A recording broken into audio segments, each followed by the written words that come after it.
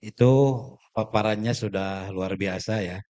Tinggal kita masuk ke sesi diskusi saja, tetapi saya mencoba menyimpulkan barusan yang dipaparkan oleh Gus Bagus ini. Yang pertama mungkin beliau ini bergerak sebagai aktivis ekonomi, menggerakkan ekonomi jamiah, kira-kira begitu, ekonomi umat. Lewat programnya dia bikin 1.000 titik hampir kurang lebih senusantara Pomigor.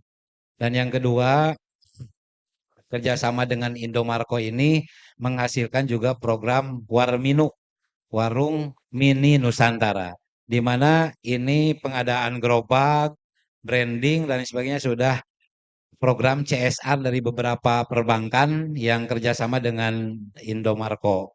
Jadi dagangannya diberikan, tetapi ada tempo 10 hari ya, Gus? 2 minggu maksimal. Jadi dikasih dulu barang dagangannya, barang 9 bahan pokok yang sangat laku itu kita hanya berdagang saja gitu kan. Kira-kira kan enak betul kira kalau dijalankan. Tetapi harus amanah dan jujur ini. Yang ketiga yang saya tangkap ini ada juga warung Masjid Indonesia ya. Warung Masjid Indonesia. Mudah-mudahan nih bisa kita serap program-programnya. Terakhir mungkin Gus Bagus ini memaparkan juga sudah bekerja sama dengan Pusri ya, untuk pupuk ya, pupuk subsidi kan. Tapi masih di wilayah Sumatera, Pak Kepala Desa gitu. Belum masuk ke Tasik. Jadi mudah-mudahan dengan kedatangan beliau ke Tasik ini membawa berkah untuk orang Tasik. Dan izin Gus, jadi ini disiarkan langsung juga lewat media NU ya. Jadi ini tadi udah saya share ke grup Nusantara linknya. Jadi pada nonton nih. Se-Nusantara nonton Rakercam kita ini nih. Itu yang bisa disimak. Kenapa saya minta Pak Yudi masih bertahan? Karena ini kalau Pomigor juga, saya tadi tanya-tanya berapa sih biaya buka Pomigor itu gitu kan kira-kira. Nah ketika ada fasilitas nih dari perusahaan BUMN, kenapa tidak kita serap secara berjamaah kan kira-kira begitu. Tapi kudu disetoran ini begitu kira-kira. Tapi nanti ada simulasi dari Dan Bagus, berapa omset yang harus dikejar, berapa kalkulasi misalnya kembali modal dan apakah bisa menyicil dengan cicilan berapa, kan kira-kira begitu ya. Jadi ini luar biasa menarik nih untuk pemberdayaan ekonomi di Jamiah. Mangga silahkan Pak Yudi mau paparan lagi nggak? Cukup ya. Nanti kalau ada yang nanya ke Pak Yudi dijawab aja gitu kan ya. Jadi mangga saya buka season pertama untuk 3 penanya dulu. Mangga acungkan tangan. Yang pertama dengan siapa? Kang Jeje Rosadi. Tipali mana? Kang Jeje Rosadi MWC Tanjung Jaya. Mangga Kang. Mikna, mikna. Tes. Assalamualaikum warahmatullahi wabarakatuh. Kami simpatisan atau muhibbin dalam hal di KNU-an, warga Nahdliyin. Yang jadi pertanyaan kami, kenapa NU yang berkiprah dari pertama berdirinya, pendiri NU sama organisasi yang lain, dalam sisi ekonomi suka dipandang sebelah mata dalam sisi ekonomi. Apakah kinerja dalam sektor ekonomi tidak begitu diangkat ke permukaan? Apakah kemampuan mereka dalam membina masalah perekonomian untuk umat di kalangan NU tidak begitu dikembangkan? Jadi sisi lain kami warga NU yang di bawah merasa, ya Allah, kenapa? Organisasi di samping kita, finansialnya, sisi usahanya, baik di rumah sakit, kampus, universitas, bahkan klinik itu udah dipegang sama mereka-mereka. Kenapa kita tidak mampu? Apakah kita akan berdiam diri supaya nama kita ada di rating atau setara dengan mereka? Bagaimana solusinya? Terima kasih. Wassalamualaikum warahmatullahi wabarakatuh. Tur nuhun Kang Jen di Tanjung Jayanya. Anu penanya kedua, Payun heula nya Kang, engke pengker Kang Isak. Mangga. Hmm? Ibu, nanti 3.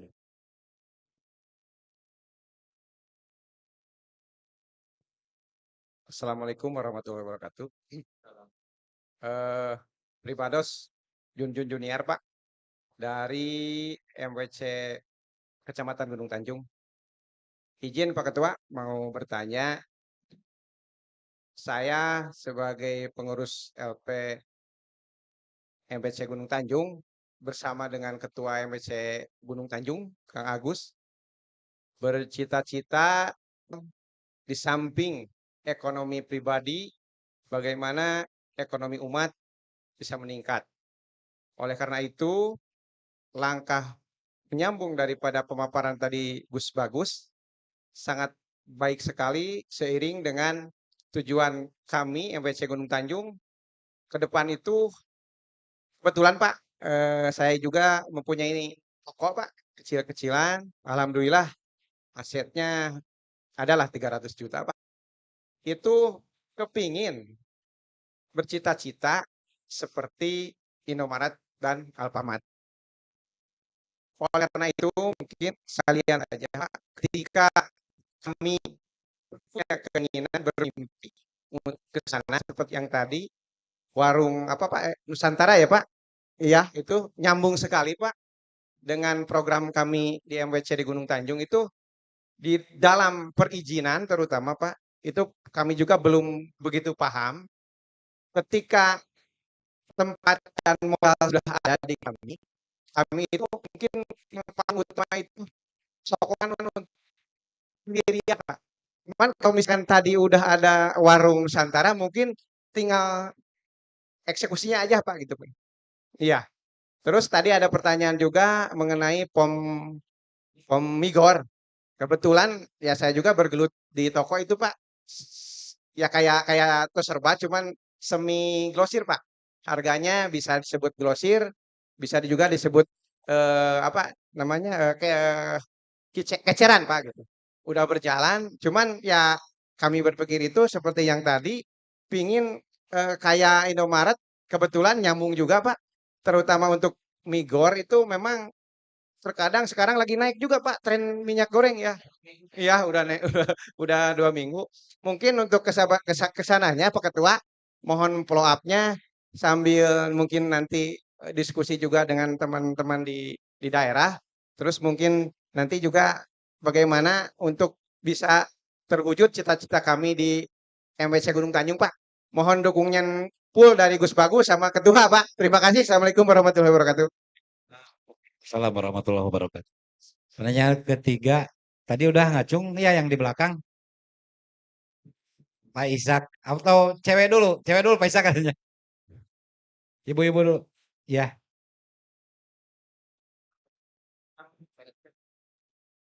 Kapayun.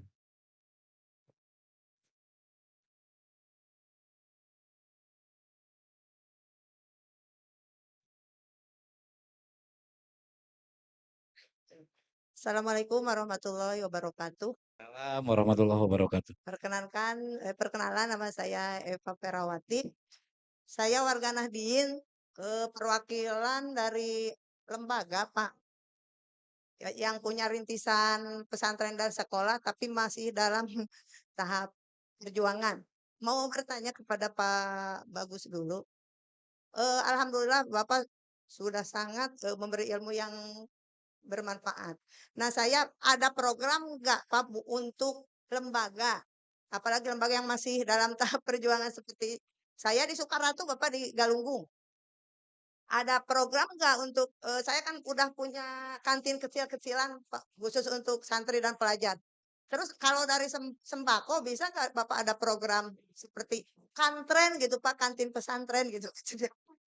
Ada nggak atau untuk sekolah pesantren yang satu di bawah bunga satu yayasan gitu Pak, karena ternyata makin kesini makin keras kemajuan sebuah lembaga itu memang harus ditopang dengan ekonomi.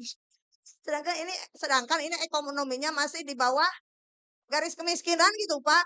Karena memang santri dan murid di lembaga kami memang menengah ke bawah gitu Pak, yang tidak bisa ada SPP gitu Pak. Ya dan laras-laras lillahi ta'ala. Kan kalau makin ekonomi makin maju, lebih ikhlas ya Pak. Iya, Iya. Sudah pertanyaannya, Bu? Sudah?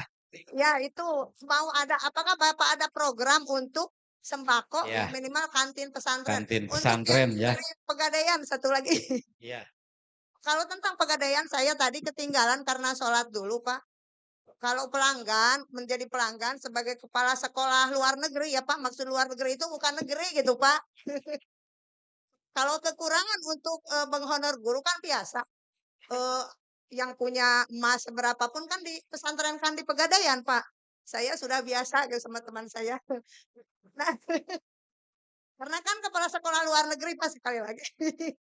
Eh, nah, tadi kan saya ketinggalan info, apakah dari Pegadaian juga ada gitu bantuan buat lembaga, bukan buat perorangan gitu, buat lembaga yang mau semakin maju gitu. Terima kasih. Assalamualaikum warahmatullahi wabarakatuh.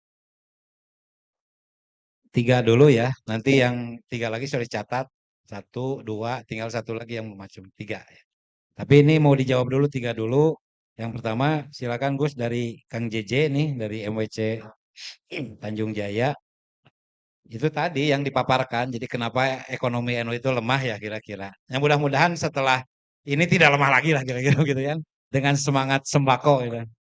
Mangga solusinya gimana biar ekonomi kita tidak lemah.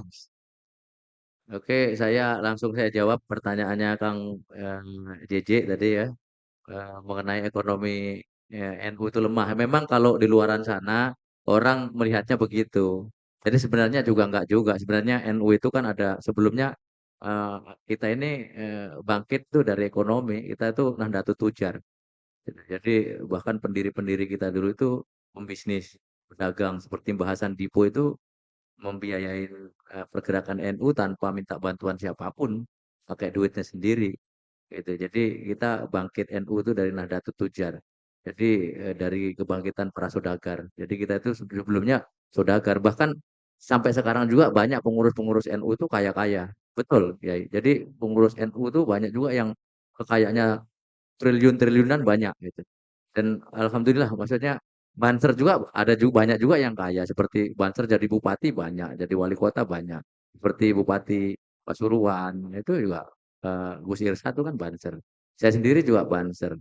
Ya banyak juga yang punya kekayaan lebih daripada ratusan miliar. Saya sendiri juga lebih daripada 50 miliar kayaknya. Jadi enggak juga miskin gitu. Jadi bukan miskin gitu. Solusinya, Gus, solusinya Solusinya konkret. itu intinya cara pandangnya dan kita warga Nahdliinnya juga yang apa ya harus berubah gitu.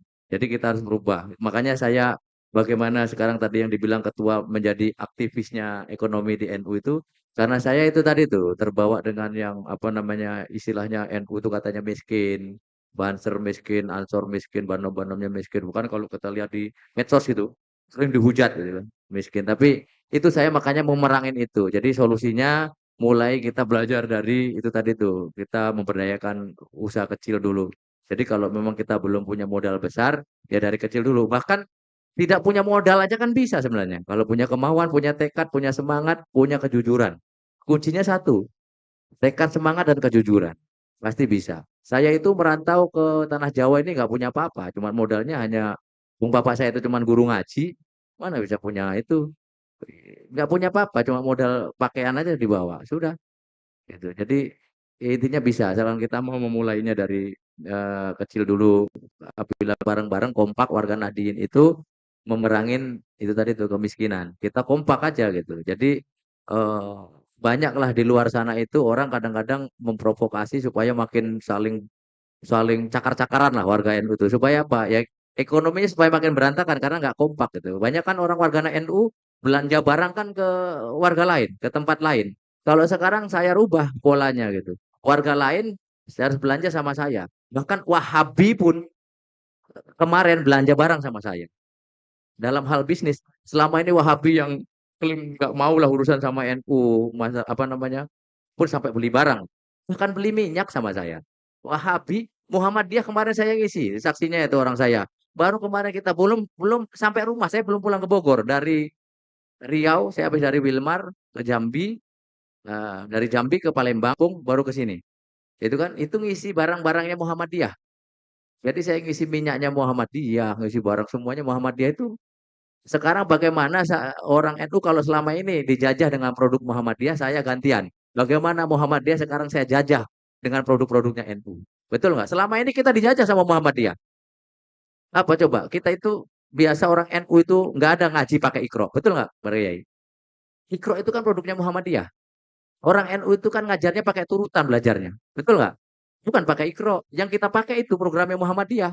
Kita dijajah Muhammadiyah berpuluh-puluh tahun. Anak cucu kita dijajah oleh Muhammadiyah dengan produk-produk Muhammadiyah. Sekarang saya balik. Muhammadiyah harus patuh sama saya. Harus belanja barang sama saya. Jadi konkretnya solusinya Gus.